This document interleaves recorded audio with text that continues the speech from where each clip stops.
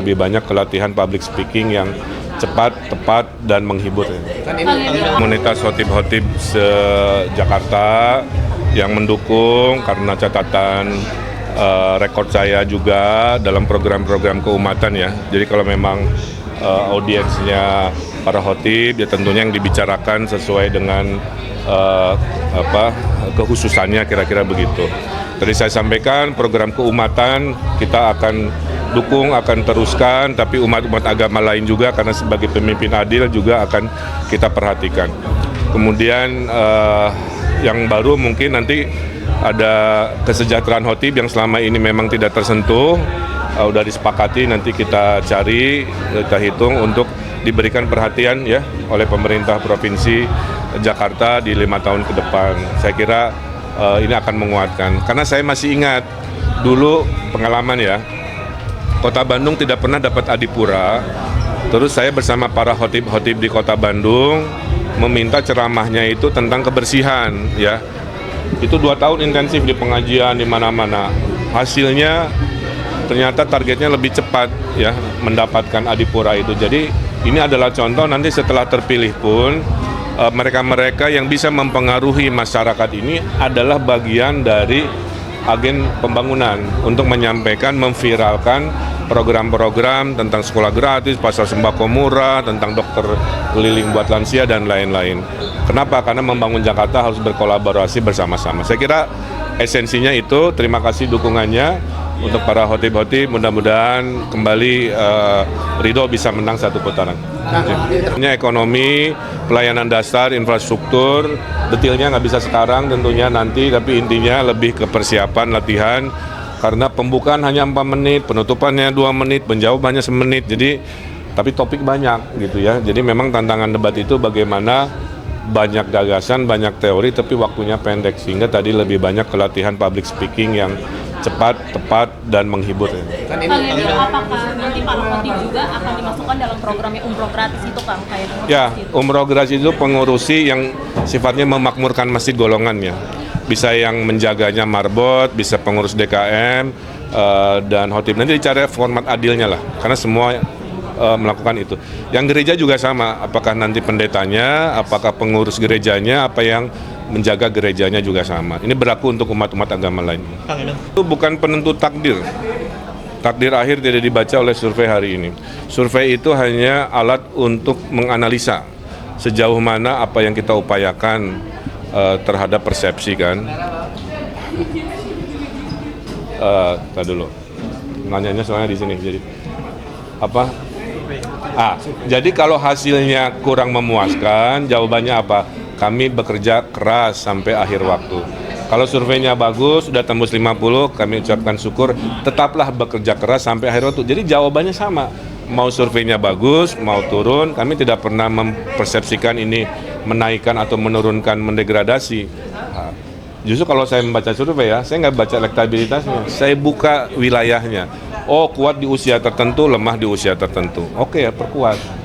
Kita kuat di wilayah mana, lemah di wilayah mana. Jadi strategi Ridho itu sangat ilmiah. Jadi bukan tentang 1 lembar elektabilitas saja. Justru ada puluhan lembar yang kita baca. Oh, disukai oleh golongan usia tertentu, pendidikan tertentu, isu-isu apa yang dianggap mereka. Sehingga saya kampanye nggak usah ngomongin, maaf ya, 10 yang aneh-aneh dan terlalu rumit. Ternyata di masa masyarakat hanya 3 besar. Itu cara saya merespon terhadap survei. Jadi mau baik mau buruk bagi saya adalah evaluasi aja. Oke, terakhir. Walaupun tetap ada perbedaan antar survei itu, apa? Saya juga nggak ngerti ya, karena saya bukan ahli survei, saya hanya konsumen dari membaca hasilnya seperti kawan-kawan media juga. Tanyanya ke ahlinya, kira-kira begitu ya. Bisa mungkin karena beda orang yang disurvei, saya juga kan nggak tahu ya. Objeknya kan lain-lain. Tapi saya kira itu aja. Jawabannya adalah survei adalah alat untuk mengevaluasi diri. Oke? Terakhir ya. Kan di USA sudah borong jadi Kaos Persija 3 tadi. Dan historis punya Pak Greg dulu ya. Tahun berapa ada tanda tangannya. Ya nanti dipakai pada waktunya. ketemu Jackman ini kapan? Ya nanti dikabari. Oke ya, makasih ya Tunda. Warahmatullahi wabarakatuh. Wassalamu ala asrafil anbiya'i wa mursalin wa ala alihi wa sahbihi wa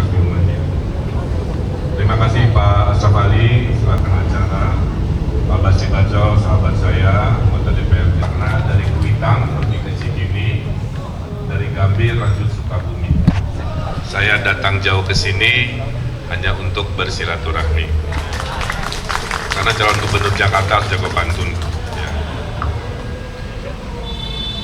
Tadi saya dengar salamnya kurang keras, padahal ada pantunnya. Daun salam, daun talas, ada kentang, ada nanas. Yang tadi jawab salam saya dengan keras, saya doakan hutangnya lunas. Bapak Ibu yang saya hormati, saya perkenalan sedikit. Nama lengkap Muhammad Ridwan Kamil. Dari namanya ya kurang islami apa, kira-kira begitu ya. Doa orang tua agar meneladani Rasul, menjadi insan yang diridhoi, Ridwan, menjadi insan kamil, insan sempurna, paripurna. Saya anak kedua dari 5. Cuman kakak dan adik saya namanya beda rumusnya, awalannya akhirannya Zaman. Kakak saya Erwin Moniruzaman, adik saya Erik Komaruzaman, adik saya bungsu LP Nazmuzaman. Saya sendiri Muhammad Ridwan Kamil. Jadi nggak nyambung pantunnya. Saya tanya ke umi saya, kenapa? Apakah saya anak angkat ketemu di angkot? Ternyata yang lain diberi nama orang tua, saya diberi nama oleh kakek saya langsung. Kakek saya adalah sama khotib juga, jadi ini golongan khotib. Kakek saya khotib Kiai Haji Muhyiddin, karena lahir di zaman kolonial, beliau adalah Panglima Hizbullah, Pak. Jadi kakek saya adalah Panglima Perang, membela NKRI, membela Islam dengan perjuangan. Di penjara Belanda 2 kali, Pak, ya. Bersama santri-santri.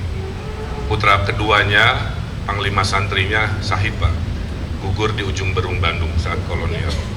Saat DITI kami disuruh gabung, kakek saya nggak mau, ya. Kemudian zaman PKI, paman saya dibunuh oleh PKI, Pak. Jadi keluarga Ridwan Kamil itu sudah berkorban nyawa, berkorban kemerdekaan demi NKRI.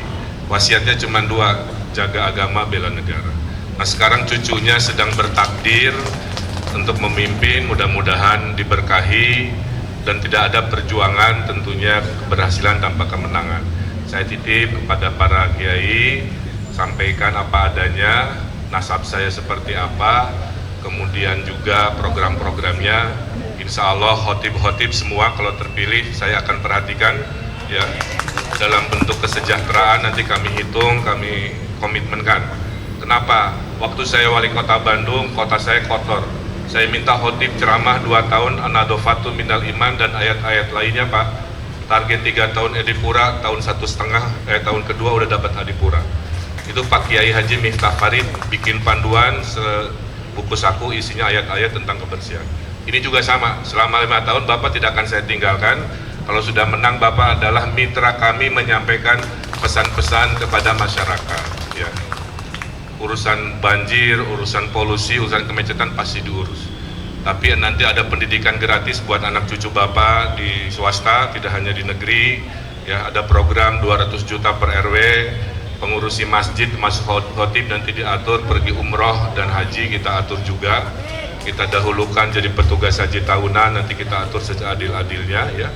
Program makin mengaji tentunya yang baik juga kita lanjutkan, karena buta huruf Al-Quran masih tinggi, Pak, ya. Jadi jangan hanya main HP, dunia yang tidak akan pernah berhenti. Waktu jadi gubernur, Pak, saya ada program namanya Satu Desa Satu Hafiz Quran, namanya Sadesa. 5.300 desa di Jawa Barat, di 5 tahun saya semua sudah punya penghafal Quran 30 juz. Karena berdakwah dengan kekuasaan, itulah tugas Umar. Atiullah wa atiur Rasul wa ulil alim minkum. Nah, saya mudah-mudahan masuk golongan yang ditaati sebagai pemimpin, kan kira-kira begitu. Terakhir, ibu saya memberi 5 nasihat, ya. Anakku, pemimpin itu kekuasaan hanya sementara, ya. Namkulillahumma malikal mulki tutimuka mangtasya wa tangziluka mimman tasya. Artinya karena sementara, jangan sombong. Yang kedua, niatkan kekuasaan untuk ibadah. Makanya saya ibadah, Pak. Jadi saya tenang karena ada tujuan, bukan ngejar popularitas, buat ngejar kaya. Wa ma khalaqtul jinna wal insa illa liya'budun. Yang ketiga, anakku, kekuasaan harus bermanfaat, bukan pencitraan buat duduk di meja, tapi ke lapangan cari solusi, bikin tanda tangan, menggratiskan sekolah, membayari dokter nanti ke lansia-lansia di kampung-kampung dan lain sebagainya. Karena harus jadi khairun nas anfa'uhum linnas. Yang keempat, pemimpin harus adil. Bapak saya urus, Muslim saya urus, yang Kristiani harus saya urus juga, karena pemimpin harus adil. Tapi adil dalam Islam adalah menempatkan segala sesuatu sesuai takarannya. Kenapa harus adil? Karena tegaknya sebuah negara, 4 perkara: ilmunya para ulama, adilnya pemimpin, dermawannya orang kaya, amin, dan didoanya para duafa. Kelima, kata ibu saya, kalau kamu jadi pemimpin, dahulukan duafa dan fakir miskin. Di surat Al-Maun, Ara'aital ladzi yukadzibu bidin fadzalika allazi yadul yatim wa la yahuddu ala tu'amil miskin. Supaya saya nggak jadi golongan pendusta agama. Jadi gubernur, rajin sholat, rajin ngaji, tapi yang miskin banyak, kan saya pendusta juga. Itu Pak, kira-kira ya.